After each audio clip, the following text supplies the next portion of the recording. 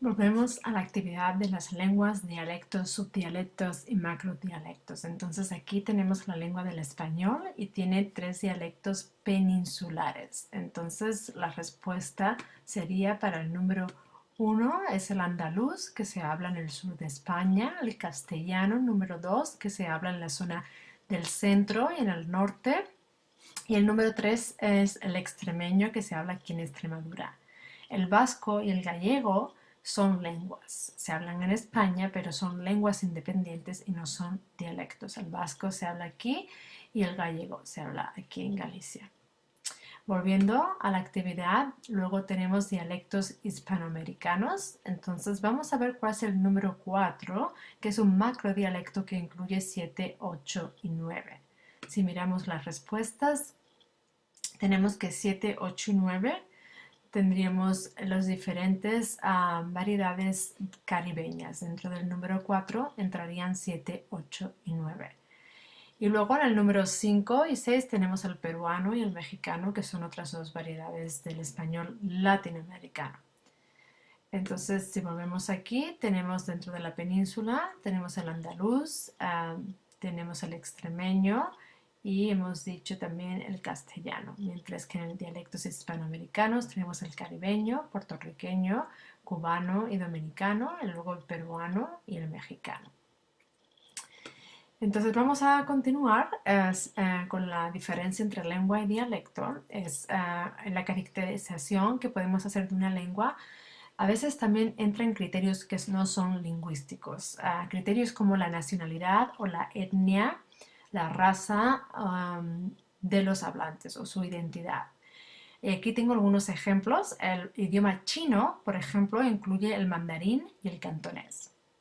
Ambos se consideran variedades del mismo idioma, a pesar de que los hablantes no se entienden los unos con los otros, no se entienden entre ellos, pero se consideran variedades y no idiomas diferentes.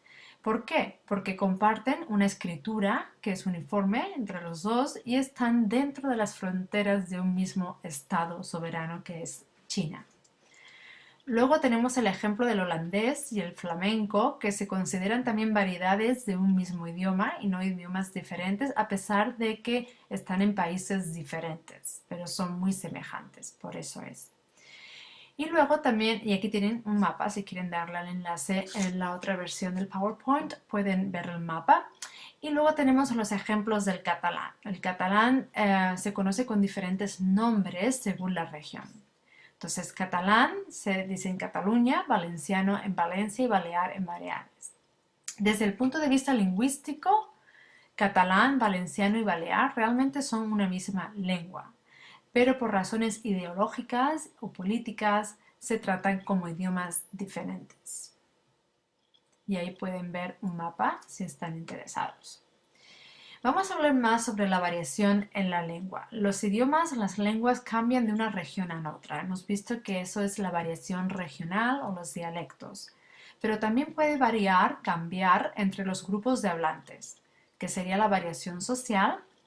Puede cambiar según el contexto, en la variación contextual, y también puede cambiar en el tiempo, es decir, de una época a otra, y es la variación temporal. Vamos a empezar con la variación regional.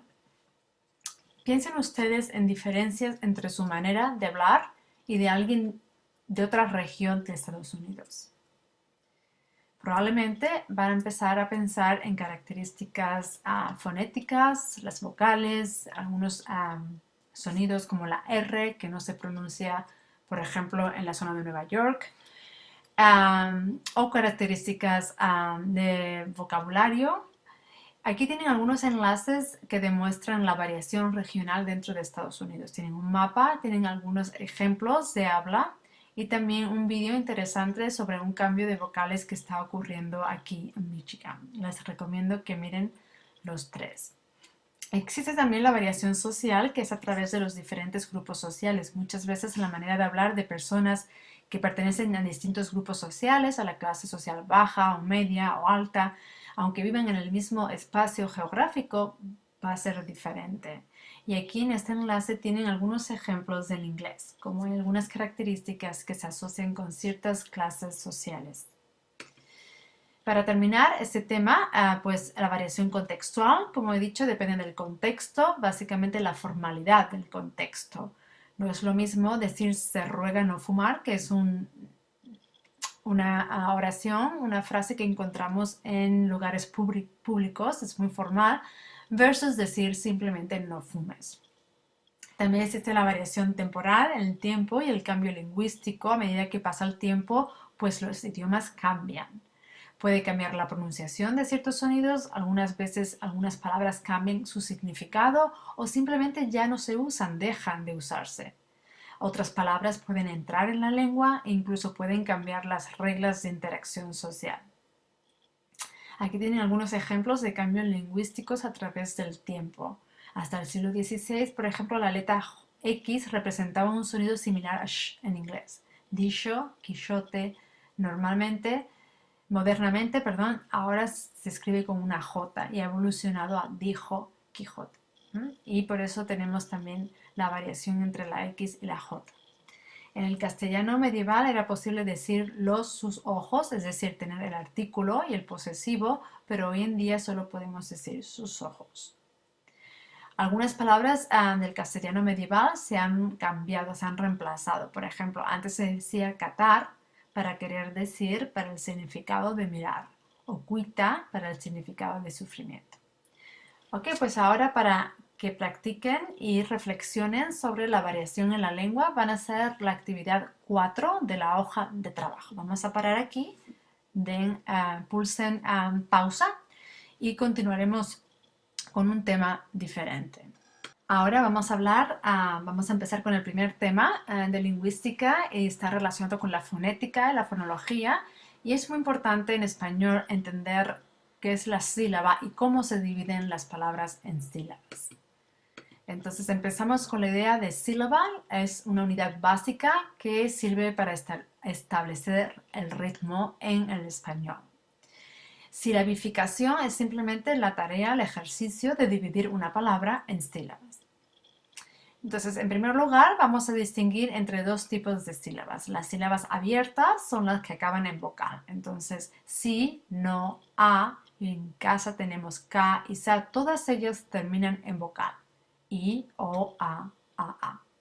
Una sílaba cerrada es la que acaba en consonante. Por ejemplo, con, sin, con, tar.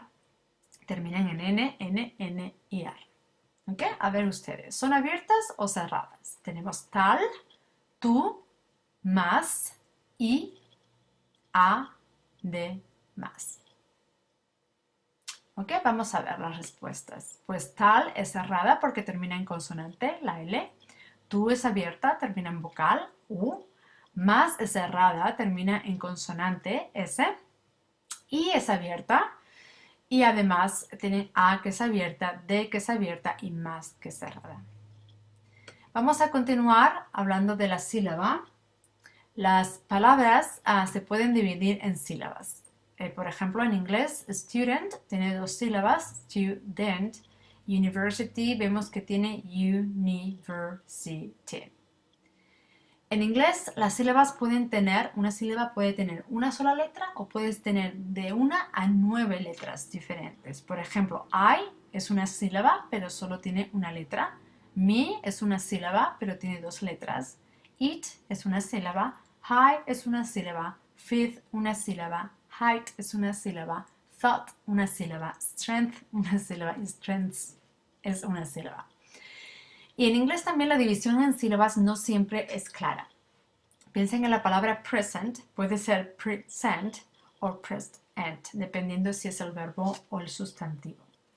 En español, por el contrario, las reglas de silabificación o división de palabras en sílabas es exacta. Existen unas reglas y eso es lo que vamos a aprender a continuación. ¿Saben ustedes cómo dividir palabras en sílabas en español? ¿Lo han hecho alguna vez? Pueden probar. Aquí tienen palabras como aro, carro, calle, otro, estar, ensalada, comprar e instituto. ¿Están listos? Pues vamos a empezar con aros. La división correcta es aro. La regla es una consonante, como la R, que está entre vocales, como la A y la O, siempre va con la vocal siguiente. Entonces la R está entre las vocales A y O, así que va con la vocal siguiente, que es la O. Otros ejemplos, ma, la M va con la A, vale, la L va con la E, sa, la Z va con la A, año, la ñ va con la O, pelo, la L va con la O, uva, la V va con la A. ¿Qué ocurre con palabras como carro y calle, donde tienen la doble R y la doble L? Pues estos representan un solo sonido, ¿verdad? La doble L representa el sonido R y la doble L representa el sonido Y. Por lo tanto, no se pueden separar. Así que la división correcta es K, RO y K, Y. Esa es la misma regla. Una consonante entre vocales va con la vocal siguiente.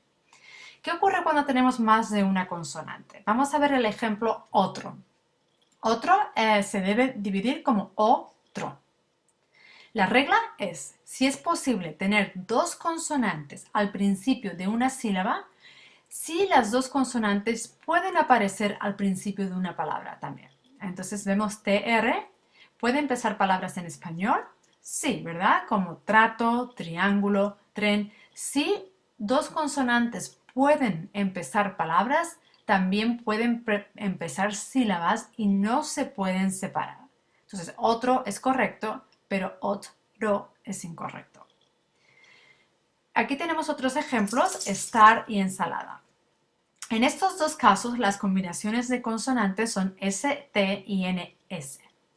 Estos consonantes, estos grupos de consonantes no pueden empezar palabras en español. No existe ninguna palabra que empiece con st o ns.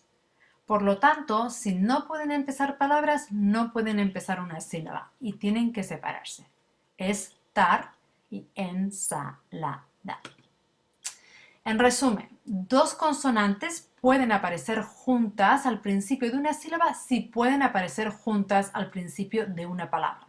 Si no pueden aparecer juntas al principio de una palabra, entonces tampoco pueden aparecer juntas al principio de una sílaba y cada consonante pertenece a una sílaba distinta.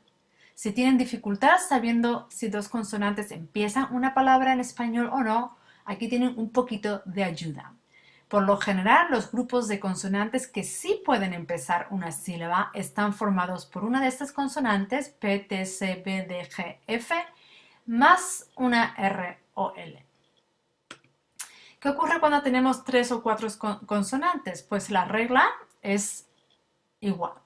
Si tenemos 3 consonantes, hay 2 posibilidades. Podemos tener compra, consonante en una sílaba y 2 consonantes al principio de la segunda sílaba, o como en instituto, 2 sílabas al final, 2 consonantes al final de una sílaba y una al principio. Entonces la regla es igual.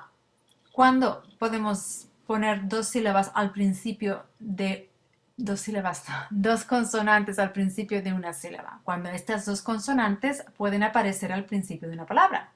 PR puede empezar palabras como prado, por lo tanto necesita estar al principio de la sílaba. Si estas 2 consonantes no pueden aparecer al principio de una palabra, entonces forman parte de la sílaba anterior. Entonces, en instituto, la S y la T no pueden empezar palabras en español, por lo tanto, hay que dividirlas. Cuando tenemos 4 consonantes, es fácil, como en inscribir. Solo hay una posibilidad, 2 consonantes y 2 consonantes, porque en español 3 consonantes juntas no es posible. Entonces, inscribir y construyo. Ojo, cuidado con palabras que son similares entre el inglés y el español porque se comportan de manera diferente. Perspectiva versus perspectiva. Entonces la S en inglés sí que va con la P, pero en español no porque no hay palabras que empiezan con sp. Constituir igual constituir versus constitute, ¿no? Que tiene la S con la T. Pues ahora pueden terminar la hoja de trabajo y hacer la actividad 5.